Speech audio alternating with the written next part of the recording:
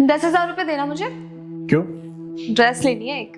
तुम्हें देने के मेरे पास कोई पैसे नहीं है। अरे क्यों? क्यों क्या? मेरी मर्जी, मेरे पैसे हैं, नहीं दे रहा मैं तुम्हें। बीवी हूँ मैं तुम्हारी, मेरा हक है तुम्हारे पैसों पे। मेरे पैसों पे सिर्फ मेरा हक है, और अगर तुम्हें कुछ खरीदना है ना तो अपने पैसों से खरीदो। क्या हो गया है तुम्हें? कुछ नहीं हुआ। मजाक कर रहे हो ना तुम? मैं कोई मजाक नहीं कर रहा हूँ। तो फिर शादी क्यों की मुझसे? शादी का मतलब ये बिल्कुल भी नहीं है कि मैं तुम्हारा एटीएम बन जाऊँ और तुम्हारे सारे खर्चे उठाऊं। हस्बैंड हो तो मेरे विकास, तुम मुझे पैसे देने से कैसे मना कर सकते हो? ठीक वैसे ही मना कर सकता हूँ जैसे आज सुबह तुमने मेरी माँ को मना किया था।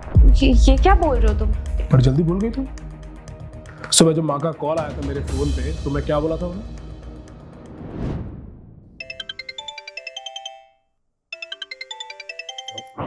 मम्मी जी का फोन, मैं भी देखती हूँ क्या बात चल रही है आखिर माँ बेटे की। हेलो। हेलो, हाँ विकास। मम्मी जी मैं बोल रही हूँ, नमस्ते। नमस्ते बेटा, नमस्ते। विकास है? वो तो वॉशरूम में है, आप बताइए। बेटा वो विकास से थोड़ी बात करनी थी। हाँ आप मुझे बोलिए ना मम्मी जी। अरे वो दवाई लानी थी तो थोड़े पैसे चाहिए थे। पैसे? अब मम्मी जी आपको तो पता है ना यहाँ शहर में कितने खर्चे होते हैं, आए दिन कुछ ना कुछ चीजें लगी रहती है, और आप तो गांव में रहते हो ना, आप प्लीज अपने खर्चों पे थोड़ा कंट्रोल क्यों नहीं करते हैं? मैं अपने बेटे से पैसे नहीं मांगूंगी तो किससे मांगूंगी? देखिए मम्मी जी मैं समझ रही हूँ कि आपका बेटा है वो, आप उससे पैसे नहीं मांगोगे तो किससे मांगोगे, लेकिन वो बेटा है, कोई एटीएम थोड़ी ना है। अरे तू ये कैसे बात कर रही है? अब कैसे क्या मम्मी जी, सच ही बता रही हो, वो तो आपको बताएंगे नहीं क्योंकि आप उनकी माँ हो ना, बट मुझसे नहीं देखा जाता ना, मैं इनकी वाइफ हूँ, वो आपको इसलिए नहीं बताते ताकि आपको बुरा ना लगे। अब वो भी कहीं से उधार ले लेके आपको पैसे भेजते हैं, आपको तो पता ही नहीं है कुछ। ठीक है बेटा, मैं देख लूंगी। ठीक है मम्मी जी, नमस्ते। नमस्ते बेटा।